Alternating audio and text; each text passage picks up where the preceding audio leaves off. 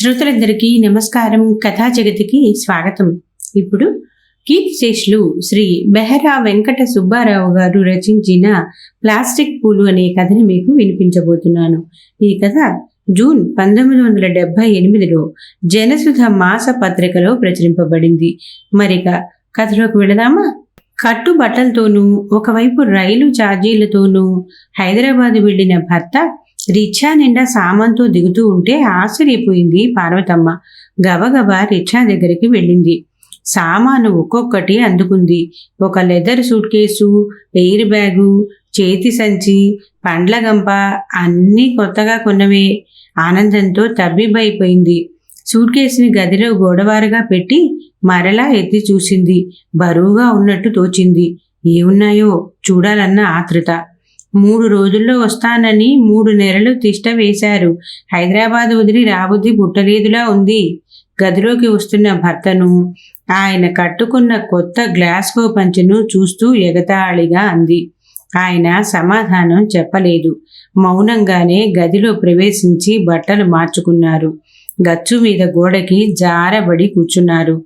కోడలు పెట్టిన విందులు ఆరగిస్తూ, మీరు కూడా మమ్మల్ని మర్చిపోయినట్టున్నారు, ఉత్తరం ముక్కైనా రాసి పడేశారు కాదు అని ఇంకా ఏమేమో అనబోతూ పేలవంగా ఉన్న భర్త మొహం చూసి ఠక్కున ఆగిపోయింది. ప్రయాణపు బడలిక అనుకుంది. అయినా ఒక్క నిమిషం కన్నా ఎక్కువసేపు మౌనంగా ఉండలేకపోయింది. సూట్ కేస్ పక్కనే కూర్చుని దానిపై చేయి వేసి, ఇందులో ఏమున్నాయండి, అంత బరువుగా ఉంది అంది. తీసి చూడు అంటూ అందించారు. పెట్టె తెరిచి చూసిన పార్వతమ్మ తన కళ్ళను తానే నమ్మలేకపోయింది. దొంగల గుహలో ప్రవేశించిన ఆలీబాబాలా అచ్చురు పొందింది. భర్త మొహం చూసింది. ఆయన వేరే లోకంలో ఉన్నట్లు తోచింది. పెట్టెలోని బట్టలన్నింటినీ ఒక్కొక్కటే బయటికి తీసింది.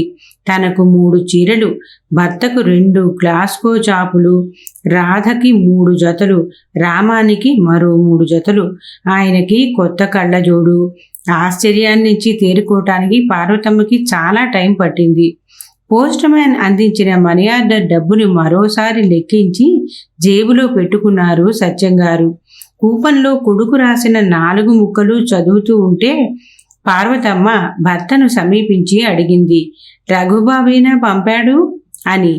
ప్రతి నెల ఆమె అలా అడగటము, ఆయన మౌనంగా ఉండిపోవటము మామూలే. ఎంత పంపాడు అని ఆమె అడగలేదు. ప్రతి నెల 13వ తారీఖున అందేలా రఘుబాబు 100 రూపాయలు పంపుతాడని ఆమెకు తెలుసు. అదే విషయం బాగా తెలిసిన పాలమనిషి పాపమ్మ, కిరాణా కొట్టు సన్యాసి శెట్టి, ఇంటి యజమాని అచ్యుతంగారు 13వ తారీఖు తర్వాత గాని సత్యాన్ని పలకరించరు. అసలు వారికి అడగాల్సిన అవసరమే ఉండదు. సత్యంగారు టెలిగ్రాఫ్ ఆఫీస్లో 35 సంవత్సరాలు పనిచేసి రిటైర్ అయ్యారు. ఆయనకి 1వ తారీఖున పెన్షన్ వస్తుందన్న సత్యం అందరికీ తెలిసినా అదేమంత పెద్ద మొత్తం కాదని ఆయన్ని ఇబ్బంది పెట్టరు. ఆయనంటే అందరికీ మంచి అభిప్రాయం ఉండటమే కారణం. సత్యంగారికి 3 ఆడపిల్లలు, 3 మగపిల్లలు. 2 ఆడపిల్లలకి పెళ్లిళ్ళు చేశారు. 2 మగపిల్లలకి పెళ్లిళ్ళు అయ్యాయి. పెద్దబ్బాయికి వాల్తేరులో రైల్వే పని, రెండో వానికి హైదరాబాద్లో బ్యాంకులో ఉద్యోగం. పెద్దవాడి కన్నా చిన్నవాడి జీతం పెద్ద. కానీ గమ్మత్ ఏమిటంటే 4 పిల్లలతో విశాఖపట్నంలో కాపురం చేస్తున్న పెద్దబ్బాయి నెలకి 100 రూపాయలు పంపుతాడు. పెద్ద జీతం తెచ్చుకుంటూ 2 పిల్లలున్న చిన్నవాడు ఏమీ పంపడు. ఈ డబ్బును ఎలా పంచడమా అనుకుంటూ వీధి అరుగు మీదనే చతికిలపడ్డారు సత్యంగారు. స్కూల్కి పోతున్నానమ్మా, వీధి గుమ్మం దాటుతూ కేక వేసింది ఆఖరి అమ్మాయి రాధ. కాఫీ వెచ్చబడుతున్నా తాగి వెళ్ళు, మీ నాన్నగారు బజారుకెళ్ళి సామాను తెచ్చేసరికి ఎలాగూ ఆలస్యం అవుతుంది. లోపల నుంచే కేక వేసింది పార్వతమ్మ. వద్దమ్మా, ఆలస్యం అయిపోతుంది అంటూ మెట్లు దిగబోతుంటే, అమ్మా రాధ పిలిచారు సత్యంగారు. అంతవరకు తండ్రిని గమనించని రాధ పక్కకు తిరిగింది. కాఫీ తాగి వెళ్ళమ్మా అన్నారు.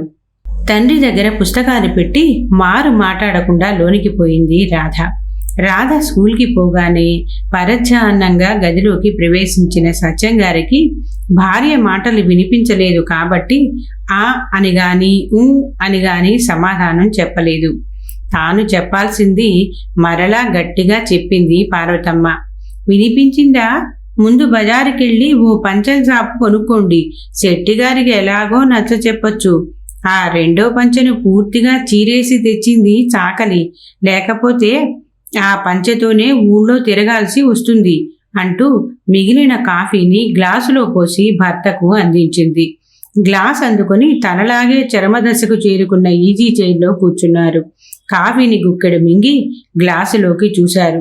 పొగ చూరినట్లుంది. వెగటుగా తోచింది. మిగిలిన గుక్కడు గొంతులో పోసుకొని సత్తు వచ్చింది అనుకున్నారు. భార్యకి సమాధానం చెప్పకుండా మౌనంగా ఉండిపోయారు, కాలు విరిగిన ముక్కాలిపీటను చూస్తూ. నిజమే, తనకు అర్జెంటుగా పంచెలు కావాలి అంటే ఎంత లేదన్నా 30 రూపాయలు. 6 నెలల క్రితం జోగారావు దగ్గర అప్పు తీసుకున్న 25 రూపాయలు ఈ నెలలో తప్పకుండా ఇచ్చేస్తానని వాగ్దానం చేశాడు. వాడు పెంచందారే. ఈ నెలలో ఉత్తర దేశ యాత్రకు వెళుతున్నానని తప్పకుండా ఇవ్వాలని అన్నాడు.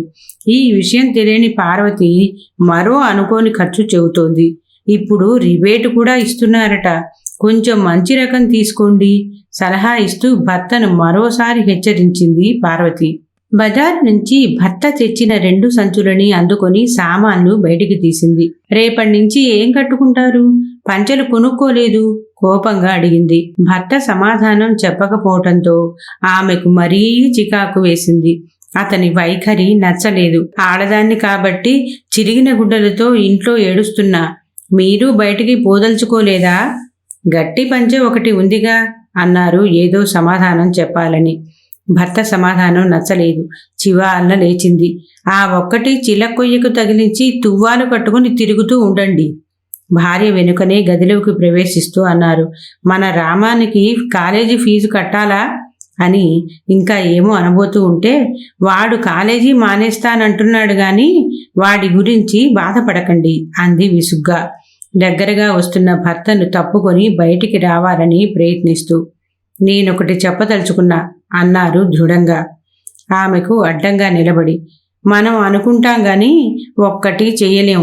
వద్దులేండి, బియ్యం ఏరుకోవాలి, కొత్తవిలా ఉన్నాయి. భర్త మాటలకు ఆమె విలువనివ్వలేదు. అది కాదు పార్వతి, మిగిలిన ఆ ఒక్క పంచా కట్టుకొని రేపు హైదరాబాద్ వెళ్ళాలని అనుకుంటున్నా. ఆశ్చర్యంగా చూసింది ఆమె. ఎందుకు? 30-40 తగలేసుకొని రావటానికా? స్వయంగా వెళ్ళి మన పరిస్థితులు చెప్పినా సాయం చేయడంటావా? ఏమో, ఎన్ని ఉత్తరాలు రాసినా జవాబు రాయని వాడు డబ్బిస్తాడన్న నమ్మకం ఏమిటి? పోనీ ఒక పని చేయండి. ఏమిటన్నట్లు చూశాడు భార్య వంక. మీ అమ్మకు సీరియస్గా ఉందని ఒక ఎక్స్ప్రెస్ టెలిగ్రామ్ ఇవ్వండి, వచ్చాక చివాట్లు పెడదాం. ఆమె ఆలోచన ఆయనకి నచ్చలేదు. ఎక్స్ప్రెస్ టెలిగ్రాములు ఉన్నాయి చూశావు, అవి పంపేవారి ఆందోళనని ఆతృతని వ్యక్తం చేస్తాయి కానీ అందుకున్న వారిని ఆందోళన పరచనూ లేవు, ఆతృత చిందించనూ లేవు, మనసులు మార్చనూ లేవు, మనుషుల్ని కదల్చనూ లేవు. 35 ఏళ్ల సర్వీస్లో అనుభవం మీద తెలుసుకున్న సత్యాన్ని సాఫీగా వివరించారు. మరి ఏం పర్వాలేదు, తల్లికి ప్రాణం మీదకి వచ్చిందంటే రాక మానడు. అది కాదు పార్వతి, లబో దిబోమని పెళ్ళాం పిల్లలతో పరుగెత్తుకుని వస్తాడు. అనవసరంగా 300 దాకా అయిపోతాయి. నే వెళ్ళి ఆ పాటి సంపాదించకుండా వస్తానంటావా? రాత్రి గోదావరి ఎక్స్ప్రెస్లో వెళ్ళి ఎల్లుండి కల్లా తిరిగి వచ్చేస్తా. ఆమెకి కొడుకు మీద నమ్మకం కుదరలేదు. సరే మీ ఇష్టం, అయిష్టంగా అనేసి బయటికి వెళ్ళిపోయింది. బాగా ఎండెక్కింది. Andhra fancy and paan shop అన్న బోర్డు ఉన్న కిళ్ళీ షాపు దగ్గర ఆగారు సత్యం గారు. అడ్రస్ రాసి ఉన్న చీటీని షాపు యజమానికి అందించి, బాబు ఈ నెంబర్ ఏ ఇంటికి ఉంటుందో చెప్పగలవా అడిగారు. స్టేట్ బ్యాంకులో పనిచేస్తున్న రమేష్ గారేనా? చీటీ తిరిగి అందిస్తూ అడిగాడు షాపు యజమాని. అవును బాబు, ఉదయం నుంచి తిరుగుతున్నాను. సిటీలో ఇంటి నెంబర్లు ఉండవా? ఏమండోయ్, మన దేవురు షాపుకు ముందు వేసున్న పొడుగాటి బల్ల మీద కూర్చున్న ఓ మీసాల ఆసామి అడిగాడు.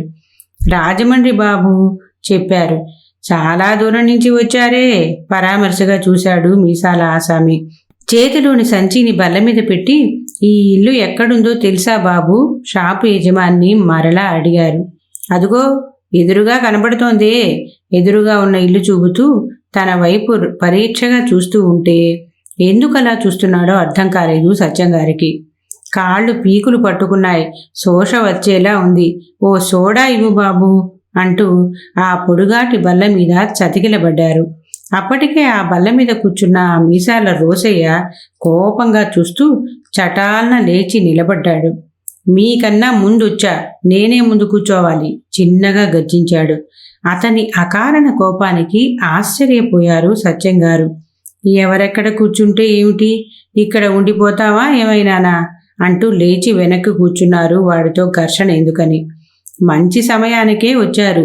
మరో అరగంట పోతే ఆయన దొరక్కపోదురు అన్నాడు షాపు యజమాని. ఏ క్యాంపుకి వెళ్తాడా అమాయకంగా అడిగారు. ఆయన 9:30 కల్లా ఇంటి దగ్గర బయలుదేరి బ్యాంకుకు వెళతారు. అలా వెనక్కు వచ్చి 6 గంటల కల్లా క్లబ్కు పోతారు. మర్నాడే ఇంటికి వస్తారు. అంటే ఆయన తిరిగి మకాన్ చేరేసరికి తారీఖు మారిపోద్ది. ఆయనతో పని ఉన్న వాళ్ళంతా పొద్దుటేళే రూపుకోవాలా విడమర్చి చెప్పాడు మీసాల ఆసామి. సోడా అందించాడు షాపువాడు. వాడి మాటలకు అర్థము తాత్పర్యము వెతుక్కుంటూ నెమ్మదిగా సోడా త్రాగడం ప్రారంభించారు. మనకు ఎంత ఇయ్యాలేటి సార్? ఖాళీగా సానుభూతిగా చూస్తూ అడిగాడు షాపువాడు. మీరన్నది నాకు అర్థం కావటం లేదు అన్నారు పైసలు సోడా తిరిగి ఇస్తూ. అదే సార్, మీది 3 అంకెల్లోనే ఉందా లేక నాలాగా 4 అంకెల్లోకి పాకిందా? సాంకేతిక పదాలు వాడుతూ అడిగాడు మీసాల రోసయ్య. తెల్లమొహం వేసి మౌనంగా ఉండిపోయారు సత్యంగారు. పోనీ చెప్పద్దు గాని ఆ పెరుమాళి గారి వెనకనే కూర్చోండి సార్. రమేష్ గారిని చూసేవారంతా ఇక్కడ క్యూలో కూర్చోవాలి, లేదా వారి గేటు ముందు క్యూలో ఎండలో నిలబడాలి. మీ ఇద్దరికన్నా ముందొచ్చిన ఫర్నిచర్ యజమాని ఖాదర్ భయ్య ఇంకా గేటు ముందే తచ్చాడుతున్నాడు. అతని తర్వాత పెరుమాళ్ళు, ఆ తర్వాత మీరు. పాన్ షాపు వాడి మాటలు పట్టించుకోలేదు సత్యంగారు. ఇల్లు తెలిసాక ఆయనకి కొండంత ధైర్యం వచ్చింది. విశ్రాంతిగా ఉంటుందని బల్ల మీద కూర్చున్నారు. పెరుమాళ్ళు షాపు యజమానితో బాతాఖానీలోకి దిగాడు. ఖాదర్ భయ్యాకి ఏ పాటియాలో అప్పలస్వామి? శ్రీ అంబాళ్ నశ్యం దట్టించి అడిగాడు పెరుమాళ్. 7 నెలలు అంటే 560. ఈరోజు బాడుగ పూర్తిగా చెల్లించకపోతే ఫర్నిచర్ పట్టుకుపోతానన్నాడు చెప్పాడు అప్పలస్వామి. ఇంత ఇల్లు నీకెందుకయ్యా? 100 రూపాయలకి ఏదో మిద్ది చూసుకోమంటే వినడే. ఇప్పుడు చూడు 8 నెలల బాడుగ బాకీ. ఎప్పుడిస్తాడో ఎలా ఇస్తాడో. ఖాళీ చేయవయ్యా అంటే చెయ్యడు. గట్టిగా అంటే రెంట్ కంట్రోల్కి పోతానంటాడు. మంచి ఊబిలోనే చిక్కుకున్నానయ్యా అప్పలస్వామి వాపోయాడు పెరుమాళ్ళు. గట్టిగా చీదాడు. కాఫీ ముద్దలాంటి ద్రవ పదార్థం బయటపడింది. పక్క జేబులో నుంచి పరిశుభ్రమైన తెల్లని రుమాలు తీసి దాన్ని మలినపరిచి తిరిగి జేబులో ఉక్కాడు. ఏదో జ్ఞాపకం వచ్చిన వాళ్ళ మరలా అడిగాడు. ఇంతకీ లోపల ఎవరున్నారో చెప్పావు కాదు? మీకు చెప్పలేదు కదూ అంటూ అంతవరకు చెప్పనందుకు నొచ్చుకున్నాడు అప్పలస్వామి. లోపల మార్వాడి ఉన్నాడు. వాడికి వడ్డీయే నెలకి 300 కట్టాలట. 3 నెలల నుంచి కట్టడం లేదట. వారి సంభాషణలు విన్న సత్యంగారికి నవనాడులు కృంగిపోయాయి. కళ్ళు తిరగసాగాయి. బాబు, ఒళ్ళు జోగుతోంది. ఒక్కసారి బల్ల మీద పడుకుంటా అంటూ కాళ్ళు ముడుచుకొని బల్ల మీద పడుకున్నారు. స్పృహ తప్పలేదు కాబట్టే వారి సంభాషణలు స్పష్టంగా వినిపిస్తున్నాయి. ఇంతకీ ఈయనకి ఏ పాటి ఆస్తి ఉందయ్యా అడిగాడు పెరిమాళ్ళు. రాజమండ్రిలో ఓ ఇల్లు ఉందట. భూములు కూడా ఉన్నాయంట. వాళ్ళ నాన్నగారే స్వయంగా వ్యవసాయం చేస్తారంట. ఆయనే చెప్పారు. పెరుమాళ్లకు నమ్మకం కుదరలేదు. అంతోటి ఆస్తి ఉంటే అప్పులెందుకు చేస్తారు? నీ దగ్గర హిసాబ్ ఏ పాటి ఉందేటి? ఇదిగో లెక్కెట్టు. రోజుకి 4 గోల్డ్ ప్లేక్ డబ్బీలు, ఆ తర్వాత పౌడర్లు సబ్బులు అయ్యి 200 దాకా అవుతాయి. నా సంగతి ఆయనకి బాగా తెలుసు. నా పైసలు మాత్రం ఖచ్చితంగా బారేస్తాడు గొప్పగా చెప్పుకున్నాడు. అప్పలస్వామి తక్కిన వాళ్ళకి వసూలు చేసుకోవటం చేత కాదని వాడి భావన. అన్నట్టు ఈ ముసలాయింది రాజమండ్రే కదా, ఈయన్ని అడిగితే సరి అప్పలస్వామి అన్నాడు. వారు అడిగే ప్రశ్నలకు జవాబు చెప్పాల్సి వస్తుందని తూలుతూ లేచారు సత్యంగారు. సంచి పట్టుకుని బయలుదేరారు. బాబు ఓ మాట కేకేశాడు పెరుమాళ్ళు. మా అబ్బాయేనయ్యా అంటూ వెనక్కు చూడకుండా ముందుకు పోయారు. పెరుమాళ్ళు అప్పలస్వామి ఒకరి మొహాలొకరు చూసుకున్నారు. ప్రహరీ గేటు దాటి తడబడుతూ ముందు వరండాలో అడుగుపెట్టారు. వరండాని అనుకొని ఎడం పక్క ఓ గది ఉంది. ఖరీదైన డోరు కర్టెన్ వేసి ఉంది. లోపలి వాళ్ళు బయటికి కనిపించటం లేదు. ఎదురుగా ఉన్న గుమ్మం తెర తొలగించుకొని లోనికి అడుగుపెట్టారు. హాల్లో ప్రవేశించారు. సోఫా సెట్లు, ఖరీదైన ఫర్నిచరు ఉన్నాయి హాల్లో. గోడలకు అందమైన అరుదైన ఖరీదైన చిత్రపటాలున్నాయి. వీటిని చూసిన సత్యంగారికి సంతోషం కలగలేదు. దుఃఖం పొర్లుకొని వచ్చింది. నిలబడి హాల్ అంతా కలయి చూశారు. మరో గదిలో నుంచి అప్పుడే హాల్లోకి వచ్చిన మనవడు తాతగారిని చూసి తికమక పడ్డాడు. వాడికి 4 సంవత్సరాలున్నా తాతగారిని చూసింది ఒక్కసారే. నాన్నగారు ఆ గదిలో ఉన్నారు అన్నాడు తండ్రి ఉన్న గదిని చూపిస్తూ. హతాశులయ్యారు సత్యంగారు. కుర్ర నాగన్న వాడికేం తెలుసు తానెవరో అనుకున్నారు. అమ్మ ఉందా బాబు వాత్సల్యంగా అడిగారు. సాలోచనగా ఒక్కసారి చూసి ఏమీ సమాధానం చెప్పకుండా లోనికి పోయాడు ఆ అబ్బాయి. అమ్మ చుట్టాలొచ్చారు మనవడి కేకలు వినిపించాయి. నిస్పృహగా సోఫాలో చతికిలబడ్డారు. పక్క గదిలో నుంచి రమేష్ మాటలు స్పష్టంగా వినిపిస్తున్నాయి. మా ఫాదర్కి సీరియస్గా ఉందని టెలిగ్రామ్ వస్తే కిందటి నెల రాజమండ్రి వెళ్ళా. ఆయనకి బాగానే ఉంది. ఈ ల్యాండ్ సీలింగ్ గొడవల్లో పడి మరో 10-15 రోజులు ఉండిపోవాల్సి వచ్చింది. మీ బాకీ వచ్చే నెలలో అనా పైసలతో సహా తీర్చేస్తా. ఆవేశపడి గొడవ చేస్తే ఏం ప్రయోజనం కాదర్భయ్యా, నా మాటను నమ్మండి. అత్తయ్య గారు అందరూ బాగున్నారా మామయ్య గారు? పౌటి చొంగు పూర్తిగా కప్పుకుంటూ కుశల ప్రశ్న వేసింది సుగుణ. పరాగ్గా ఉన్న సత్యంగారు కోడలకు పలకరింపుతో త్రుళ్ళిపడ్డారు. అంతా బాగున్నారమ్మా. తప్పు బాబు, చుట్టాలు కాదు తాతయ్య గారు అంటూ తన నానుకొని నిలబడ్డ కొడుకుని ముందుకు తోసింది సుగుణ వాడిని తాతగారి దగ్గరికి వెళ్ళమన్నట్లుగా. వాడు 3 అడుగులు ముందుకేసి 1 అడుగు వెనక్కేసి ఆగిపోయాడు సంకోచంగా. సత్యంగారు కళ్ళతోడు తీసి టీపాయ్ మీద ఉంచి రాబాబు నీ తాతయ్యను చేతులు చాచారు. అయిష్టంగానే తాతగారిని సమీపించాడు మనవడు. మనవడితో కబుర్లు చెబుతూ ఉండండి, బోన్విటా తెస్తా అంటూ కదలబోయింది సుగుణ. ఎందుకమ్మా, భోజనం వేళవుతోంది. అబ్బాయి రాగానే ఇద్దరం కలిసి భోజనం చేస్తాం. స్నానానికి ఏర్పాటు చెయ్యి మొహమాటంగా వారించారు. 1 నిమిషంలో అయిపోతుంది అంటూ లోనికి పోయింది సుగుణ. మనవణ్ణి ఒళ్ళోకి తీసుకొని అన్నయ్యేడి బాబు అడిగారు. కాన్వెంట్కి వెళ్ళాడు చెప్పాడు తాతయ్య ఇచ్చిన బిస్కెట్ తింటూ. సుగుణ బోర్నవిటా తెచ్చి టీపాయ్ మీద ఉంచి దూరంగా నిలబడింది. కప్పులో నుంచి కొంత సాసర్లో పోసి మనవడికి అందించారు. మన ఊరొచ్చి నా దగ్గర చదువుకుంటావా ప్రేమగా అడిగారు.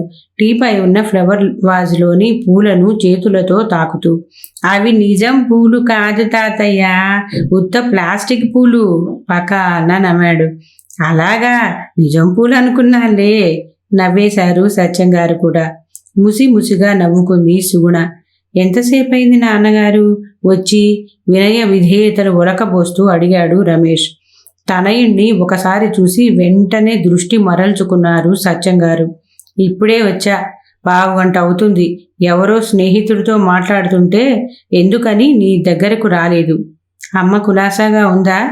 అంతా బాగున్నారు అన్నారు నిర్వేదంగా. కొన్ని క్షణాలు మౌనంగా గడిచిపోయాయి. సుగుణ పిలుపుతో స్నానానికి లేచారు. పార్వతమ్మ ఆశ్చర్యం నుంచి చేరుకుంది. నాకు తెలుసండి, మన రమేష్ బాబు వెన్నలాంటి మనసు. మన పరిస్థితి వాడికి బాగా తెలుసు. మనం అంటే ఎంత అభిమానం, ఎంత ప్రేమ. తనయుణ్ణి మెచ్చుకుంది పార్వతమ్మ. అసలు విషయం ఆమెకు తెలియనందుకు పేలవంగా నవ్వుకున్నారు సత్యంగారు. అవును మరి, భర్త తన పెన్షన్లో కొంత భాగం అమ్మేసి తనయుడు చేసిన అప్పులు తీర్చి మిగతా సొమ్ములో అవన్నీ కొన్నారని ఆయన చెప్పకపోతే ఆమెకు ఎలా తెలుస్తుంది?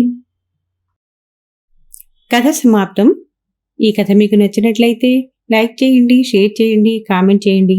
అలాగే తప్పకుండా సబ్స్క్రైబ్ చేస్తారు కదూ. మరి ఉంటానండి, మీ భాగవతుల పద్మ.